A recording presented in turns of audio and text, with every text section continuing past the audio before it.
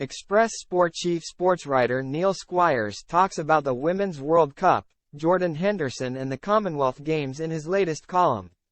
In the latest Forbes list of the 50 highest paid athletes in the world, there was only one woman in the list, and she was 49th and technically retired. Serena Williams was always able to buck the trend during her stellar career, but the paucity of representation is not just a fair pay issue.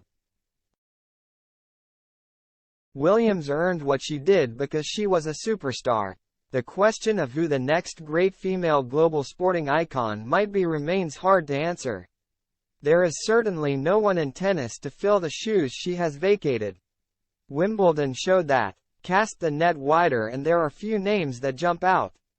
There are countless talented sportswomen around. Of course, Faith Kipyegon broke the world 1,500 meters and 5,000 meters records within the space of a week last month, but true stars.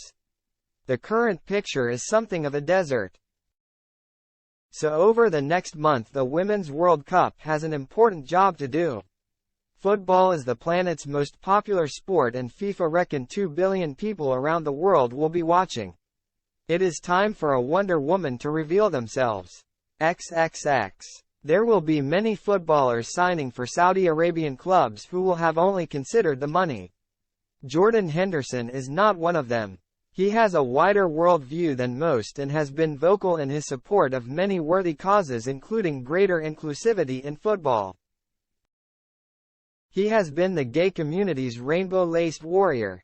So the fact that even he is willing to park his morals for millions and leave Liverpool for a country where homosexuality is illegal and punishable by death and law lays bare the pulling power of the Saudi Pro League. The global game is being tilted on its axis. It is time to wake up to that fact. XXX. Victoria's panic-stricken U-turn over staging the Commonwealth Games has left skeptics wondering whether the event has any future.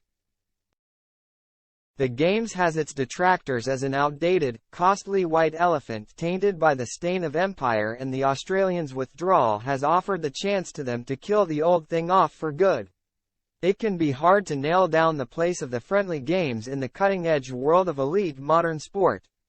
Who really needs to find out who are the best 3x3 basketballers amongst Britain's territories and former colonies? But why would you want to discard a Games whose most recent edition was such a huge success? Birmingham last summer delivered some standout moments like Eilish McColgan's 10,000 metres win and England's first women's hockey gold. The integrated schedule, featuring para-athletes as part of the same program as able-bodied athletes, pointed to the way ahead for sport.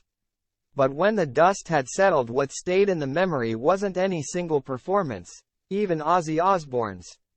It was the feel-good factor the event brought with it.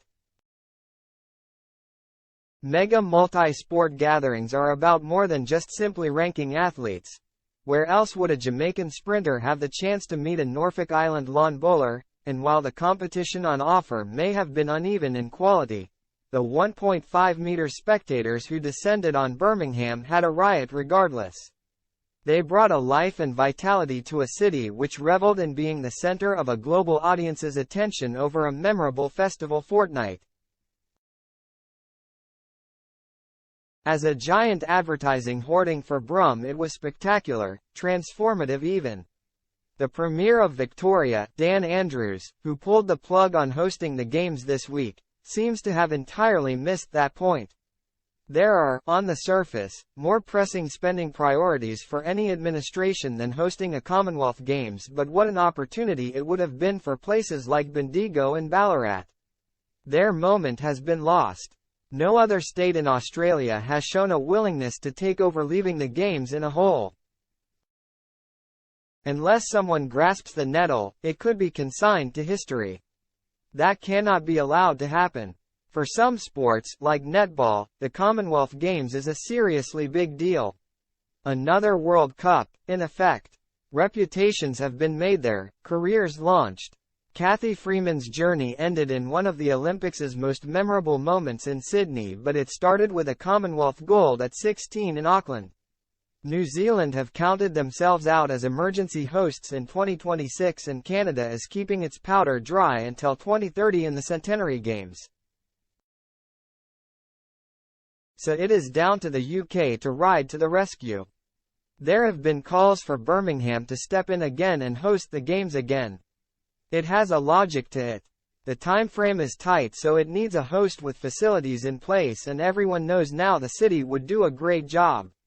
Nothing is quite as special though the second time around though, especially so soon after the last get-together.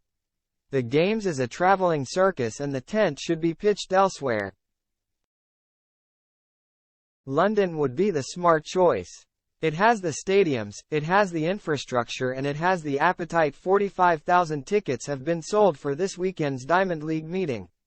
The Mayor of London, Sadiq Khan, has signaled the capital's readiness to step in. It was London that got the Olympic show back on the road in 1948 after World War II, and it can do the same again for the Commonwealth Games. Let's have some of that 2012 vibe back. XXX. 4 Peregrine Falcons are patrolling Royal Liverpool this week with the express intention of scaring the Seagulls away from the Open. They were also following the Australian amateur Harrison Crowe with interest yesterday.